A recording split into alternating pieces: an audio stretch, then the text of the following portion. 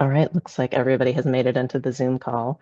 So Sastape Tavaspek Stalo Vertical Worlds K Access Gallery. Hello and welcome to Vertical Worlds. We're now see Kitt Peacock. My name is Kitt Peacock and I'm the artistic director here at Access, and the curator of the current exhibition Small Gods, which examines networks around drone technology and drones in a really expansive sense. So looking at them as sound, as meditation, as practice, as labor, and obviously as violent machines, as they so often are in the current moment.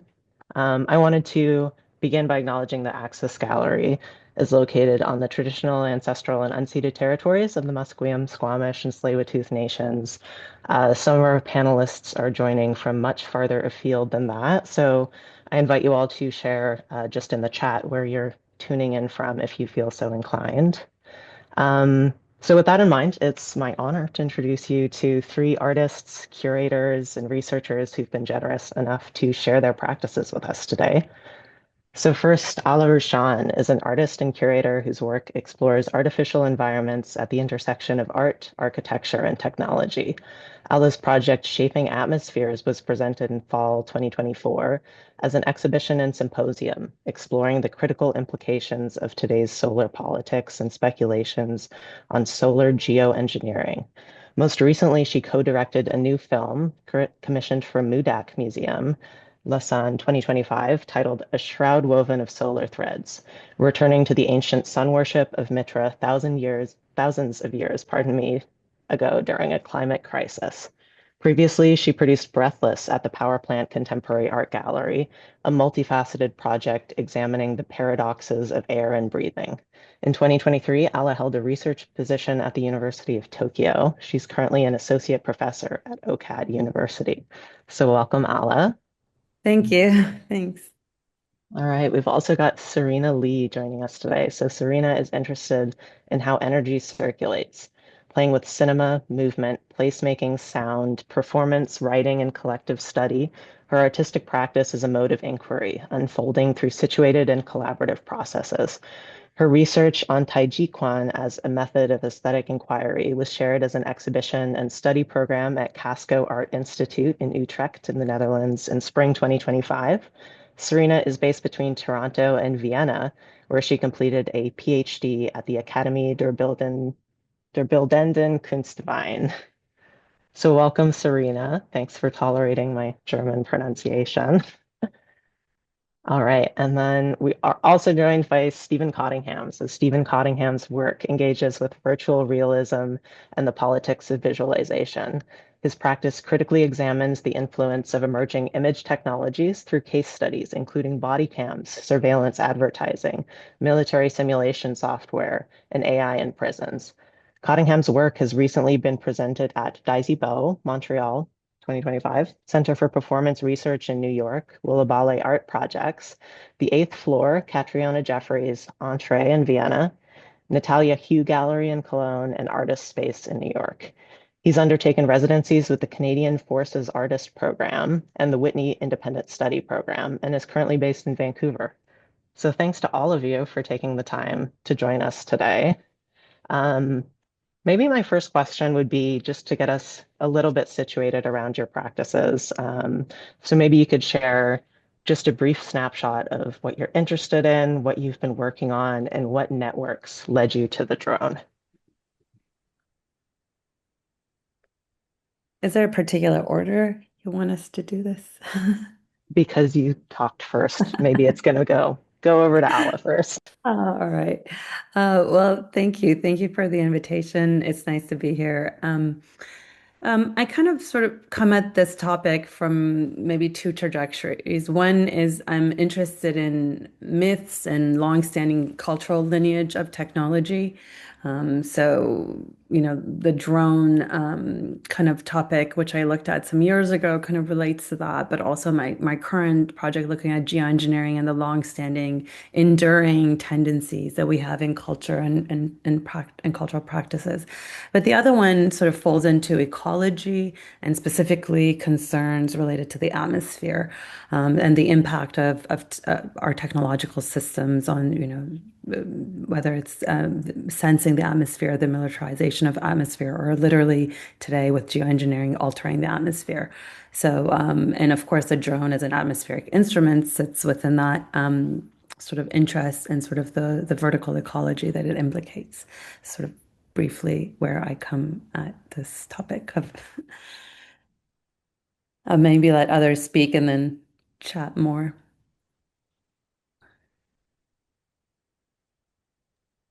Incredible. So maybe I'll turn it over to Stephen as well.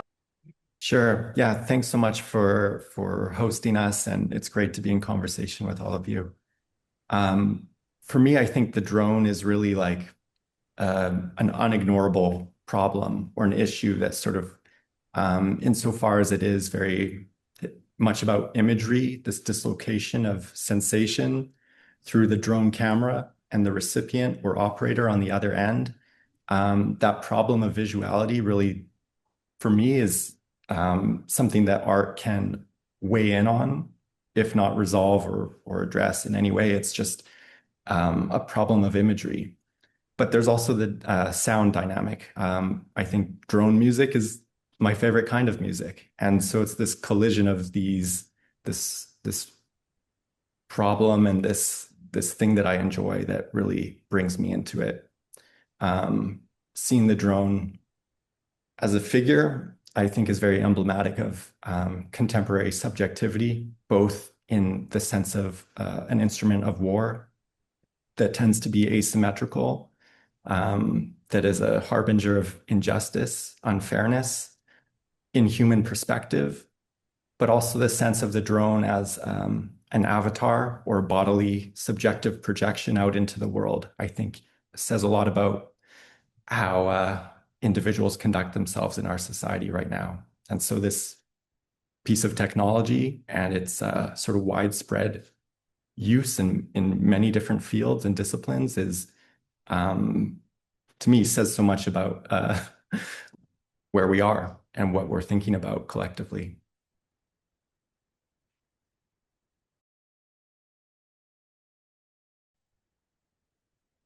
Thanks, Stephen and Ala and Kitt.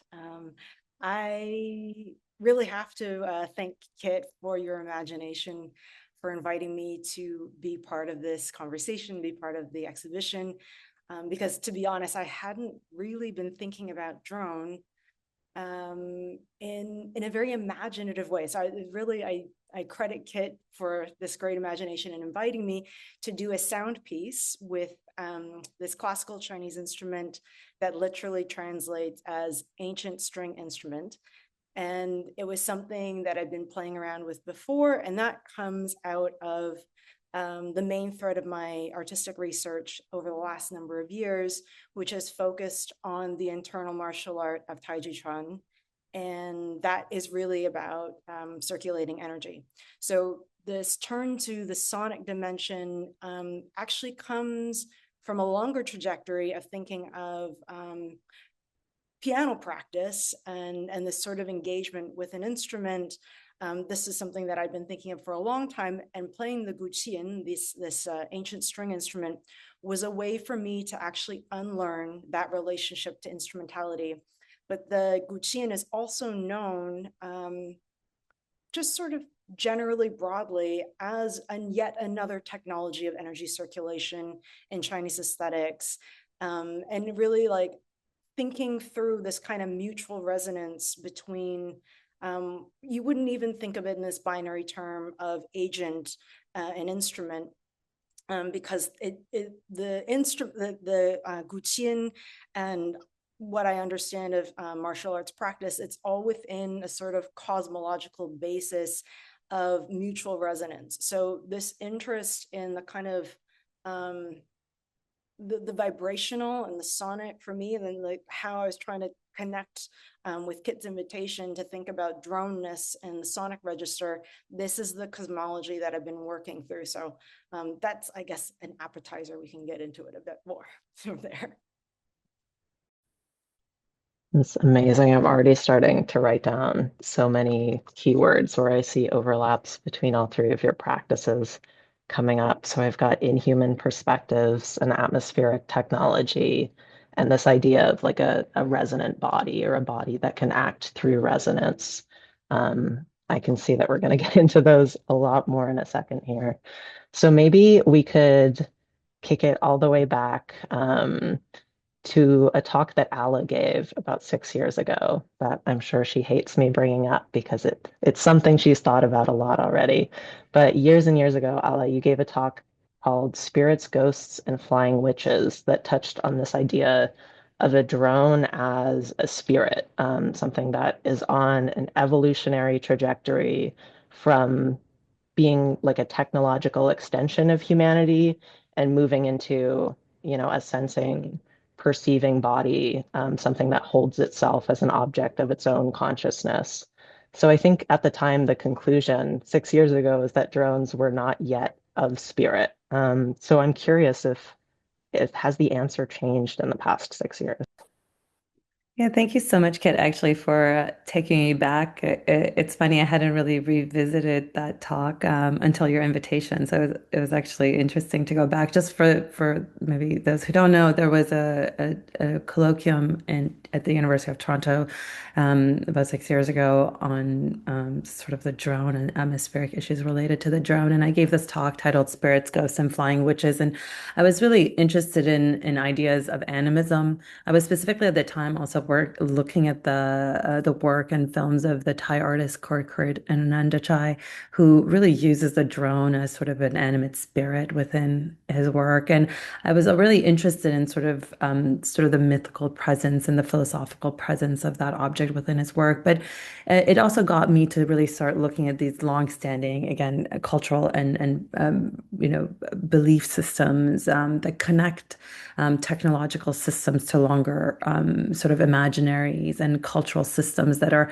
also beyond just a single human control. They become a collective desire to maybe produce. And I wanted to kind of look at the drone as sort of maybe a cultural production through this desire to want to levitate, to defy gravity, to have these supernatural sort of properties, to move across time, be in multiple places at once. And so I was fascinated with these sort of technological properties that we kind of imbued within the drone, which sort of seemed to mimic, a flying witch on her broom or a ghost, and so that fascination got me to also continue thinking about drone not as a sort of a discrete singular entity, but as a system, as sort of a network infrastructure, alongside reading Catherine Hale's talking about a collective unconscious cognition, that not all cognition is fully aware and conscious, and thinking about sort of this network as a swarm intelligent that probably we could start to position the swarm within, as the drone swarm within, and to think about it perhaps emerging as a kind of spirit. And so more recently, I've actually my research has sort of moved into, while I was in Tokyo, I was working with an artificial life professor and looking at ideas of artificial life and artificial intelligence. And what really sort of again resonated from that research was that the Western perspective of sort of creating this divide between the artificial and the natural, and separating something that is alive versus dead. And the Eastern animism became more and more interesting. And I started to look at this idea of perhaps kind of alter life that we're sort of creating, but also the fallacy that we're not fully in control of these technologies. They have these momentums and they resonate in the world, and they sort of have their own trajectory of existence. And so I think perhaps returning back to this idea of spirit, that's what I was trying to get at, this sort of collective agency, and this potential of it emerging into an existence that's beyond human control. And by no means am I, I'm not trying to necessarily celebrate it, but also to draw caution that we're not always, in full control, and that there's an emergent property. And again, today this becomes even heightened when looking at the agential possibilities of agential AI, being sort of connected to these technologies. So yeah, that was the starting point back then, and sort of seems to continue, but really the interest in sort of ideas of animism and alterity and Yeah. I love that. The two things I wrote down in all caps were like the lack of control and the swarm, which Hmm. I think takes me back to one of the earlier conversations that I had with Stephen around this exhibition. Um, and I'll see if I can pull up one of the works here. I might do a little fast forward. But this work by Stephen, as far as the drone can see, kind of touches on two of those ideas. The idea of like, what can be controlled in a Hmm. military technology, in a Hmm. battlefield, a war field, and also how does, the drone extend particularly across gendered lines. So maybe Hmm. that's my question for Stephen. How do we see the figure of the drone playing out across gendered lines? Yeah, I mean, it's a massive question. I have to sort of constrain myself a little. It's been a subject of a great deal of research. I think, well, first, Ala, I'm sort of reeling from your answer, and I want to sort of like tack on to that a little bit. Hmm. Um, Unfortunately, I have to do that with like a minor segue and provide maybe a little context for Kit, the question you're asking.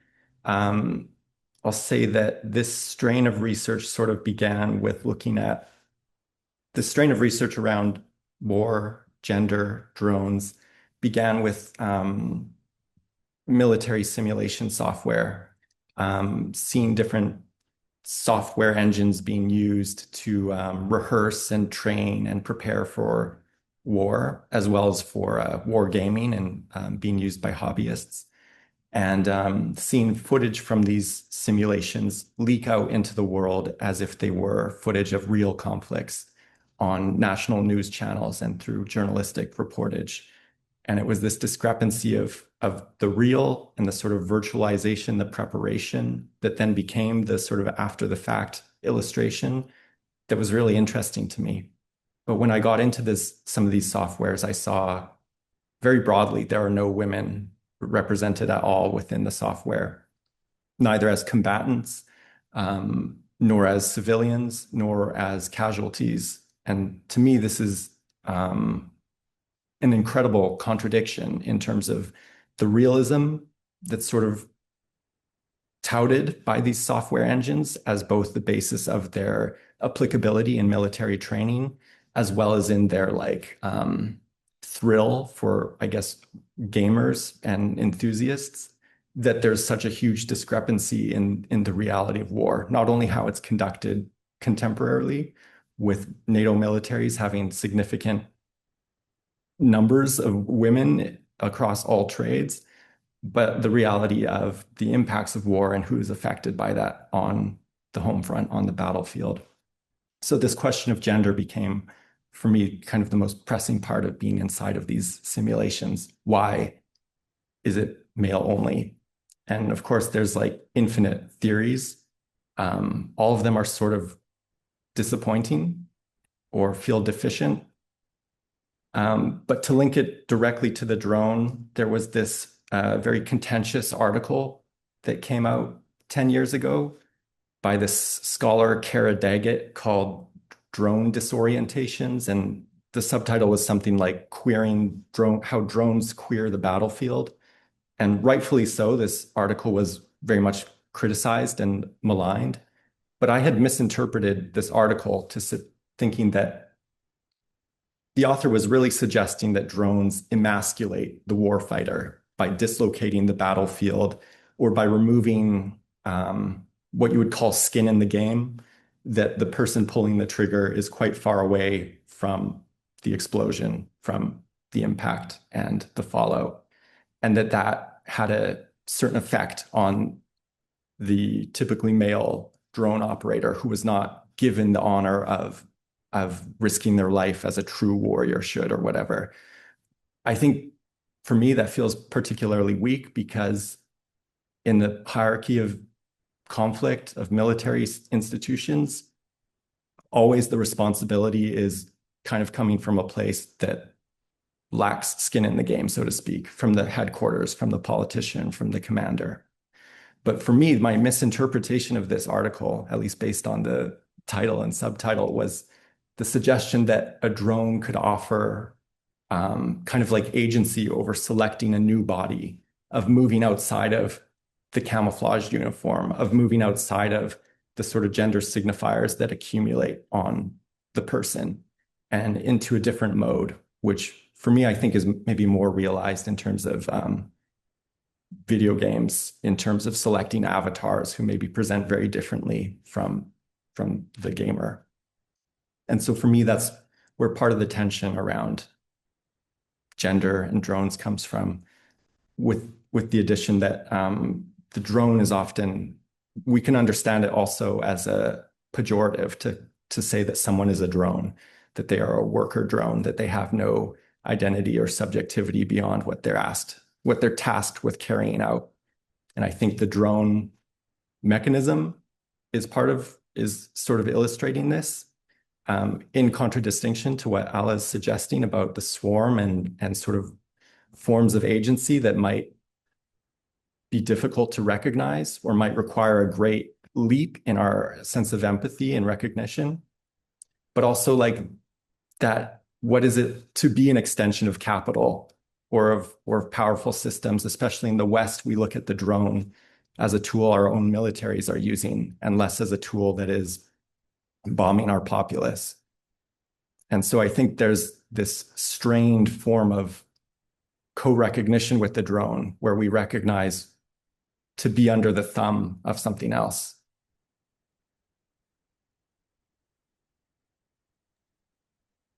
Right. There's like a real connection that I'm seeing between this idea of like a drone as a technology for disembodiment, something that spreads the battlefields over a global scale, really.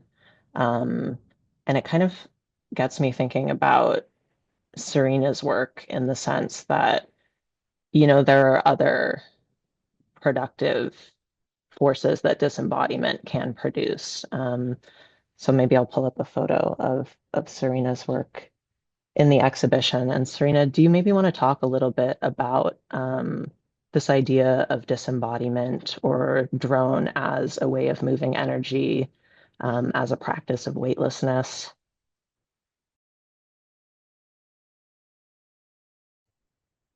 Yeah, super nice to make these connections. I was just thinking in hearing you speak about the combat connection, Stephen, that I think I feel like my position is like quite contradictory in a lot of ways, because so much of my research has to do with the practice of being grounded, which is very central to, I would say, very broadly East Asian martial arts. Like, it's very much about a connection to ground in the sense that that is how you derive force. But that groundedness is, of course, what creates a circuit of energy, like what we would call chi, or vital energy. So in the exhibition, through a lot of wonderful discussions with Kitt, we wanted to have this experience of listening to the sound piece while being suspended. So you see a hammock made out of a cargo net that's hanging in the center of the gallery, and the sound is coming from the speaker that you can kind of see on the floor from below.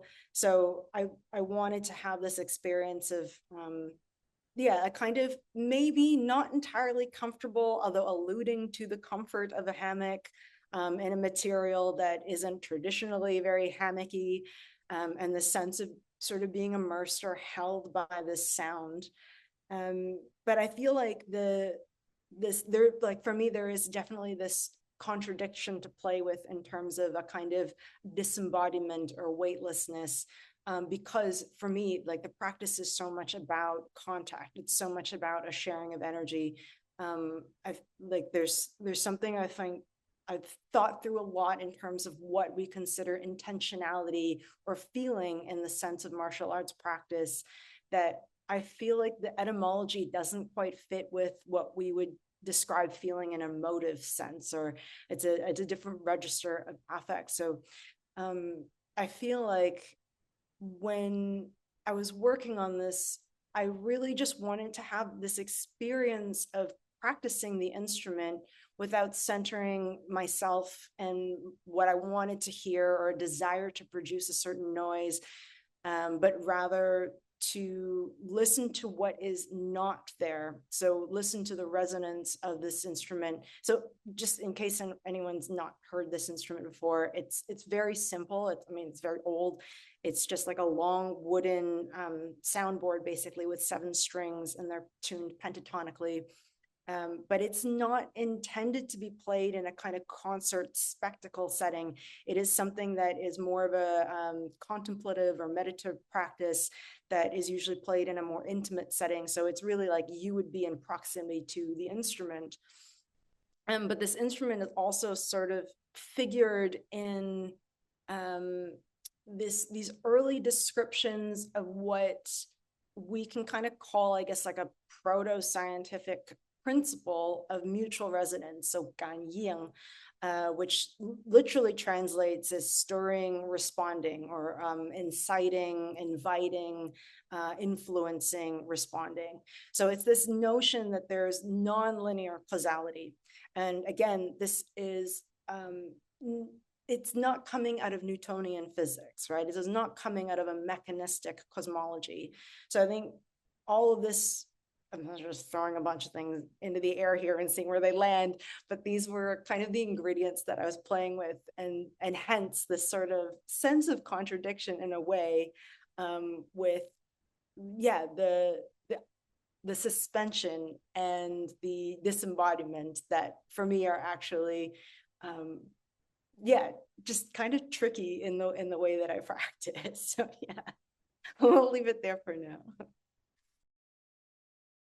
The contradiction is really there. I feel like I can say, as somebody who spends maybe 7 hours a day sitting with the sounds of Serena's work, and I find particularly when you're in that hammock, like the sensation of weightlessness combined with the source of the sound being something that's behind you, something that you can't pinpoint, kind of creates, yeah, a sense that there is maybe that your body is under the drone in some way, with all of the tension and the unease that does come with that.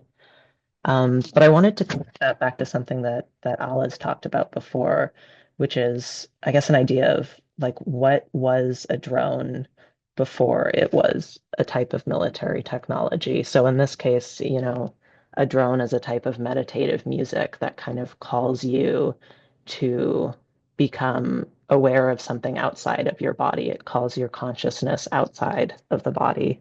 But Ala, you've kind of delved a little bit more into the history of where we first see these drones as, winged discs, as flying spirits. Do you want to talk a little bit about what the earliest, I guess, early drones might have meant?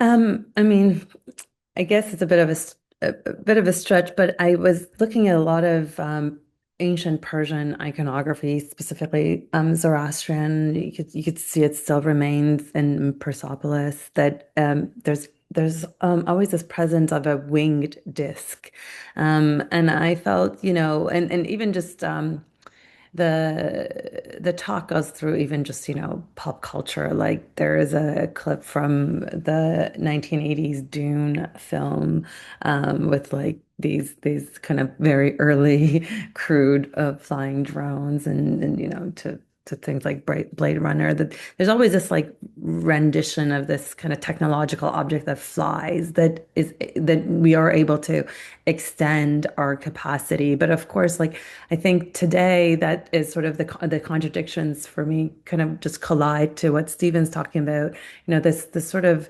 highly now militarized object, and it's hard to reconcile and celebrate that it's become an empowerment of the human sense perception, but now it's hyper militarized, and sort of, while sort of I think in the ancient iconography it was around the deities kind of wearing this winged disc to empower them, to give them literally wings to fly and these supernatural qualities.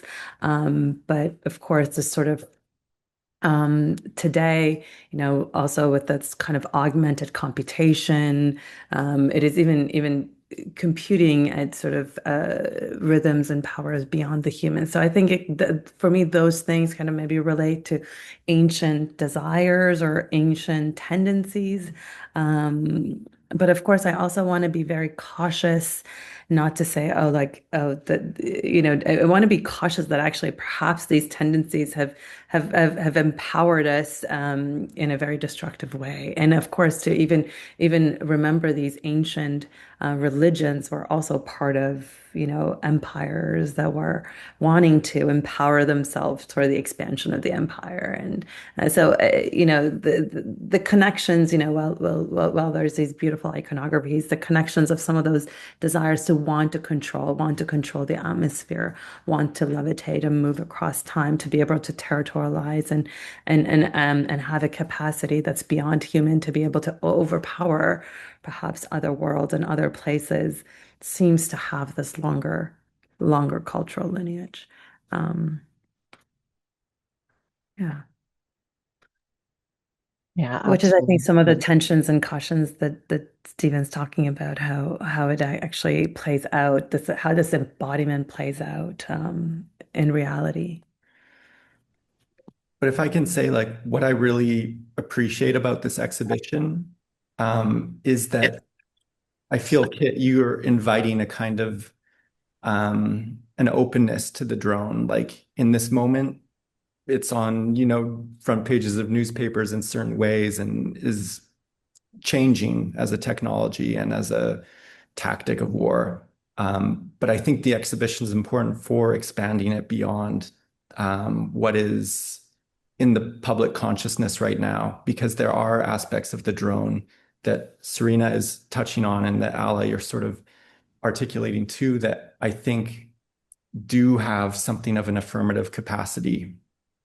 And there is something maybe perennial about wanting to expand bodily capacities to imagine what a place looks like from looking down from another perspective, or to see beyond where you're at. But I think Mm. also of the drone as there's another duality. It's like, I think of the drone as like, it's the sound of industrial society. It's this like mishmash, this noise that's just totally reverberated out that we never Yeah. really get to pinpoint the source. But there's something about tuning into the drone, whether it's a found contingent sonic phenomenon or whether it's something that you're purposefully creating or responding to or sitting with, that brings you into the present. And I think it's that idea of presence that contrasts or maybe even complements telepresence, which is the remote operation of these machines.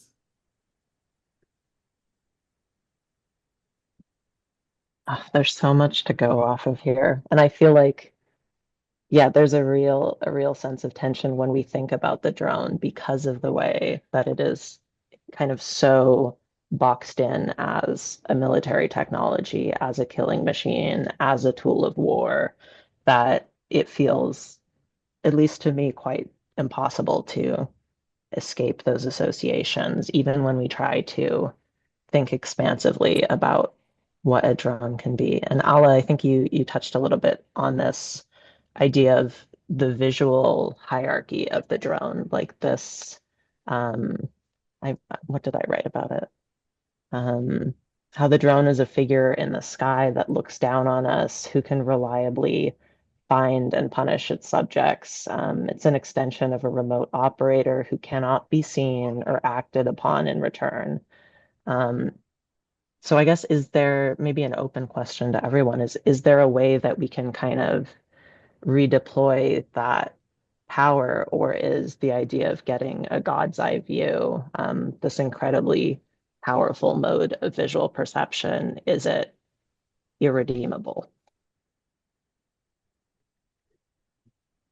Yeah, some of the things I was writing about focused so much on the gaze and sort of the way this sort of visual perspective. And that's why I really actually appreciate today's conversation, really moving into the sonic and the reverberations that everyone's speaking about. And I love Serena's sort of, again, this tension between groundedness and levitation and so and I do appreciate Stephen's comment about trying to imagine this in other ways beyond this sort of militarized killing machine to maybe start to move its evolutionary trajectory in other ways, and maybe it is through the sonic, and maybe the dominance of its gaze from this God's eye view is the one that we should try to subvert somehow.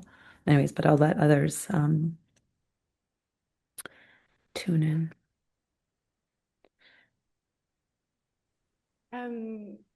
I think also this language around it that has all like it's moved forward very quickly, that we start speaking of it in terms of God's eye view, and this type of this like the language around perspective.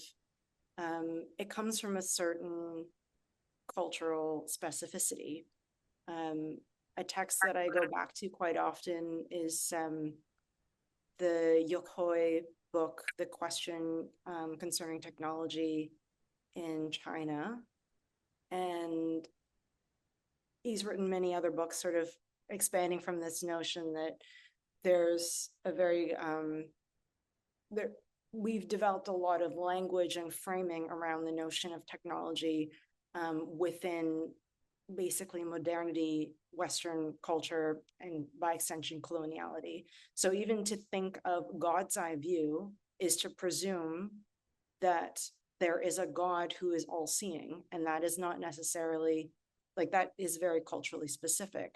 So I think in a way, the reason that I bring up the groundedness as well is that it is not a binary, right? And so to even think through non-dualism as the basis for how we understand technology, subjectivity, agency, to really think of these things, to think of instrumentality from a non-dual perspective, I have to sort of think of a lot of these martial arts fantasy films and TV shows that I grew up watching, where like everyone's got their special weapon, right? Like someone's got like I don't know, like a lot of them actually do play the guqin. They play that instrument, and like they'll play it, and then the reverberations are like lethal to someone, or like someone throws needles, or like someone uses an umbrella, or like a magic chair or something. So this like I think I mean it is a bit of a silly example, but just these sorts of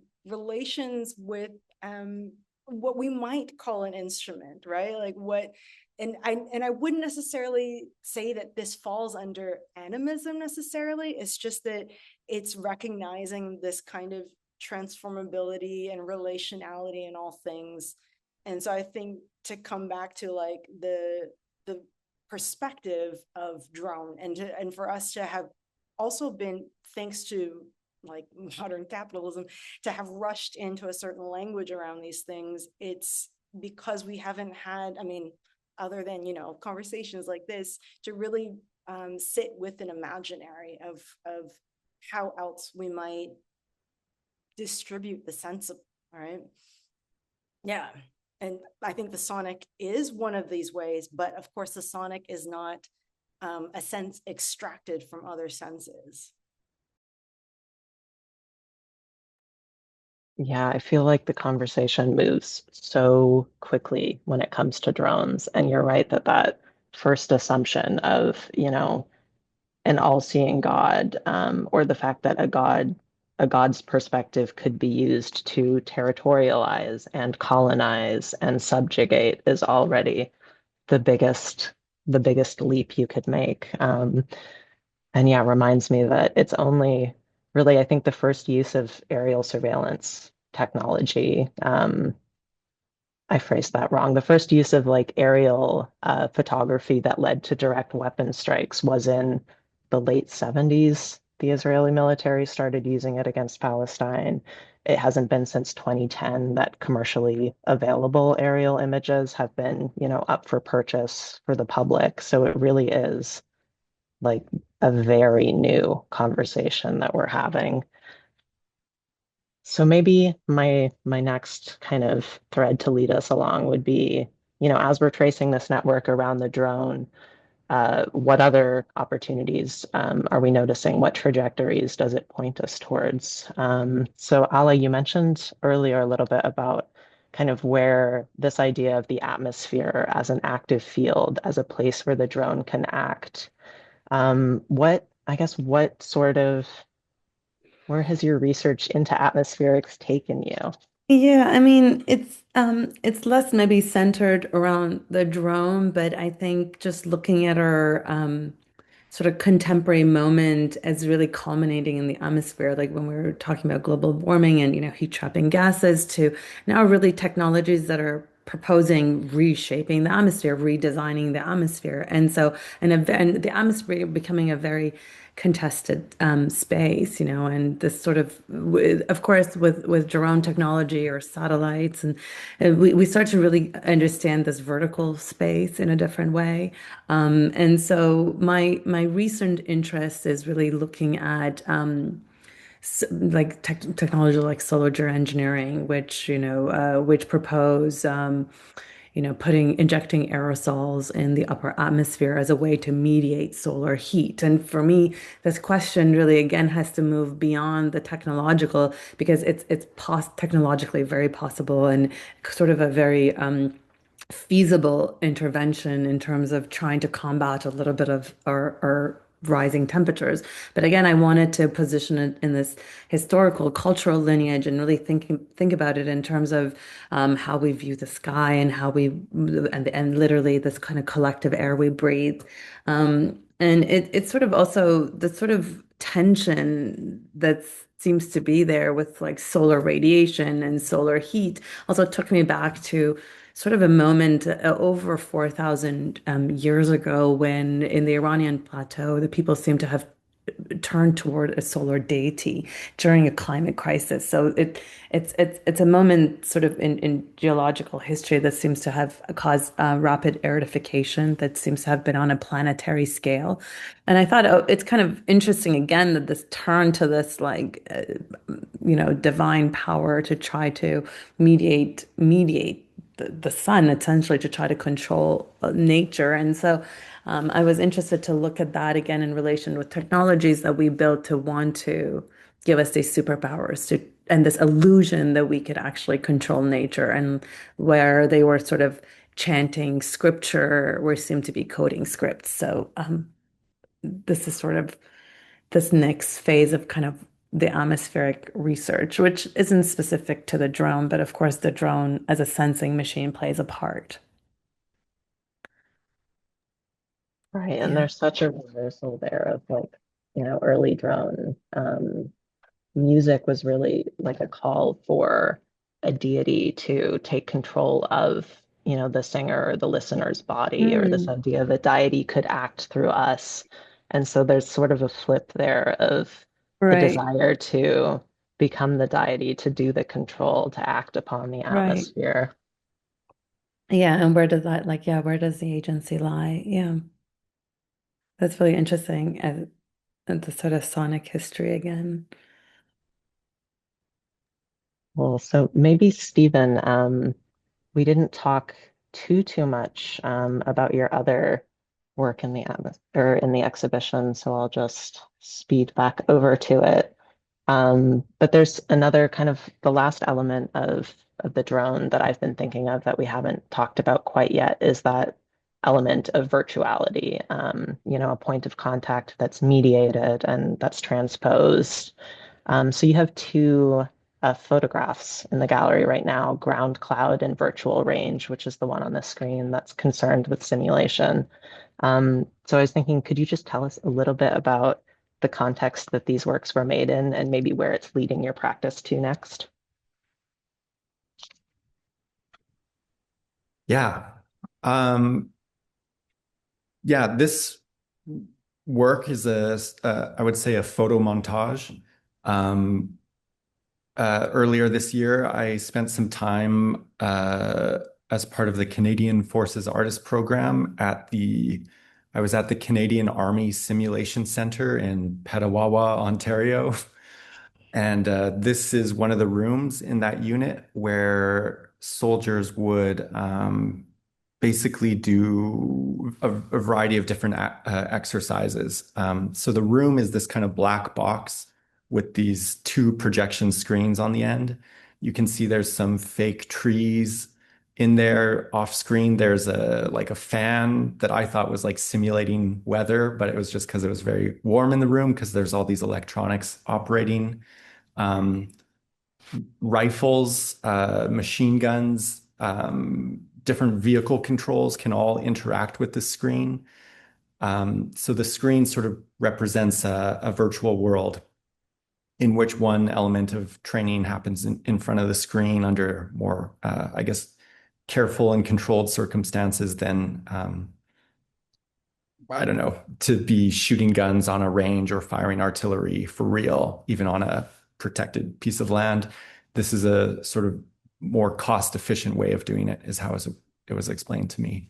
So I was in this room a lot, photographing the different exercises going on. And in terms of artwork that I wanted to make that sort of spoke to that experience and the things I had learned with the simulation center, I took an image of the room and then changed the image on the screen. I photoshopped in more of a landscape that's a little bit less sort of, I guess, teleological than the sort of like firing targets or the like bombed out low poly towns that were often on the screen. I wanted to sort of confuse it a little more and withhold the violence of it in order to me, illustrate what was the central question of this research was that to what extent can these simulations prepare you for stress and emergency situations, and to what extent do they misprepare you?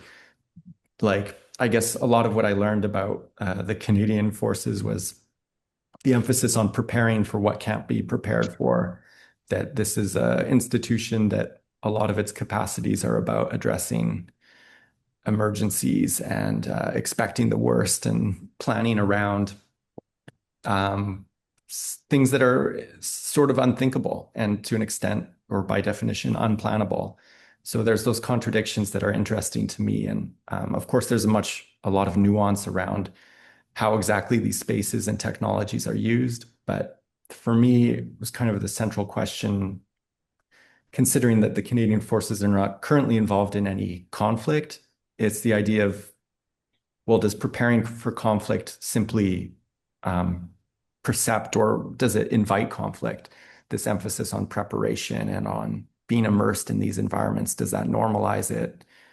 It's very hard for me to say or to speak on with any real moral certitude at this moment. But I feel like this sort of like speculative or this virtual activity that is exemplified here is also very widespread.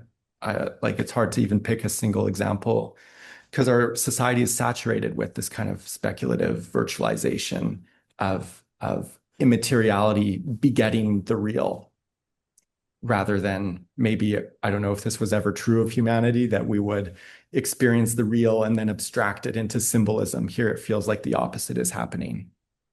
But this is something that came to my mind. And in terms of what follows, I also wanted to maybe bring in forensic architecture's work that's in the show, where they're using aerial and satellite imagery over a period of 50 plus years to examine this village and the site of this massacre, and to do forensics, to deduce and to try and understand what happened and what traces that massacre left on the land, and how they can still be read into the landscape even now, even as steps have been taken to obscure and cover up those events. That's a use of this kind of perspective, God's eye or not. Maybe it's simply a mirror that's cast into space, into the atmosphere, that we look into and see the thing that we're looking for. But their practice, I think, is very illustrative in that they use visual and sonic information and apply a very focused kind of presence to be with that imagery, with that audio, and to unravel and take echoes back to their sources, to trace scars back 50 years on the landscape. I think that's a mode of being with, they're like these low res like aesthetic artifacts still hold so much, and it takes a degree of training or patience to extrapolate or to extract truth content from them. But the fact that they do recurrently in their practice, I find deeply inspiring and very motivating as a visual artist. Right. I think like what really struck me in some of the first conversations we had about this work is the idea of like a shared simulation. So correct me if I'm wrong, but I think you explained that when um, the military is performing these, training simulations to learn how to drive a tank or to learn how to operate a certain type of machine, that it can be a shared simulation. One unit might be working with another in this shared virtual world. And maybe it's a bit too flippant or superficial to think about forensic architecture's work in that same context of what does a shared aerial imagery offer to us? And maybe it is that collectivity that allows us to, subvert this idea of a God's eye view, which we don't like that language for the what it carries with it. But maybe the collectivity and the shared stewardship of these images is something that has the potential to change what a drone could be. So with that, I think I would love to hear kind of what Serena you've been thinking of trajectories that are headed off to a new direction in your practice. And we are coming close to the end of our time, so maybe while Serena fills us in, if anybody in the audience has any questions, we can open it up to a bigger Q&A. Just drop your questions in the chat, and we'll get to them right after we hear about where Serena's headed. Yeah, I mean, I think I'm continuing with this question around the the principle of Ganying, this mutual resonance, non-linear causality and notion. And right now, the works that it's a film that I'm working on right now, and I was actually recording a bit more of the Guccian to sort of weave that into the film work. But it's looking at this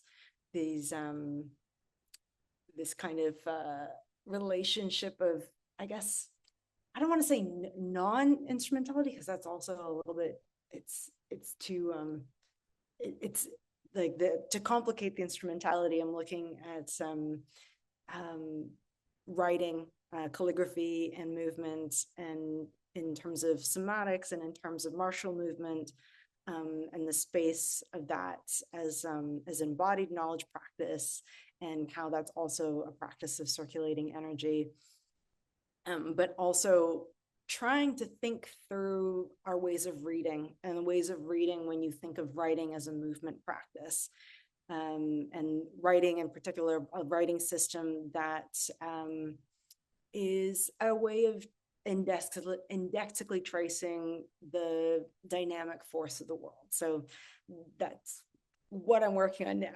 and I think this relationship with the Guccian is just like kind of continuing to evolve, because every time I play it, I'm just trying to play less and listen more. Yeah. Play less and listen more. That is such an interesting way to like engage with an instrument. And now I'm just smiling because I'm really excited about that.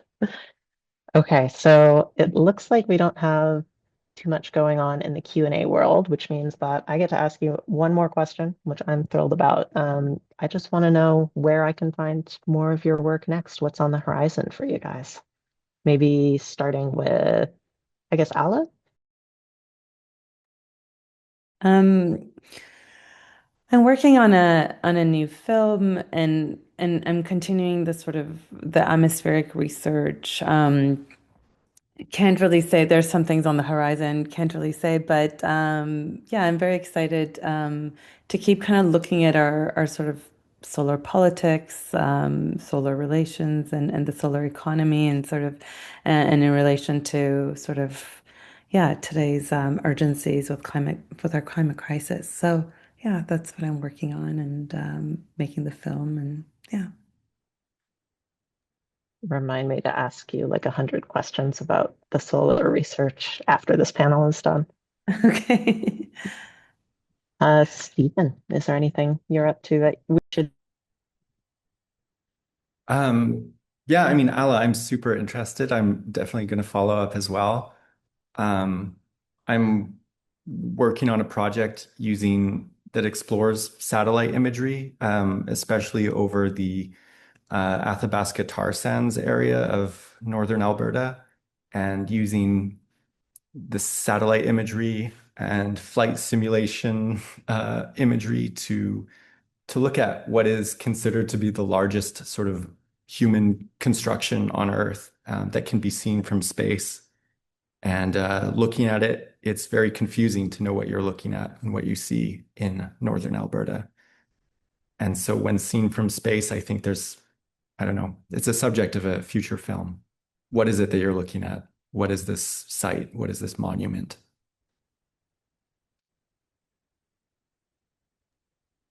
Would love to see the aerial imagery once you capture it from your flight simulator.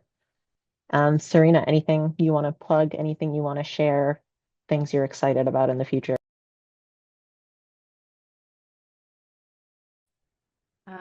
I think maybe just the holiday season at this point. A chance to rest would be so good right now. All right. So thank you all so much Thank for you. taking the Thanks for time bringing us and together, spending a Kit. Saturday with us. No, thanks for coming.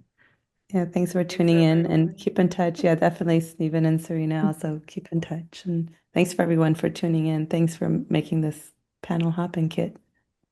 All right. So or not small worlds, Small Gods is going to be up until December 14th at Access Gallery. So feel free to stop by if you're in Vancouver, have the time. Works by Serena Lee and Steven Cottingham are in the show. And thank you so much, Ala, for, I don't know, telecasting your presence over here to help us contextualize the work that these artists are doing and share a little bit more about your practice. All right, signing off, everybody. Take care. Bye. Thanks, everyone.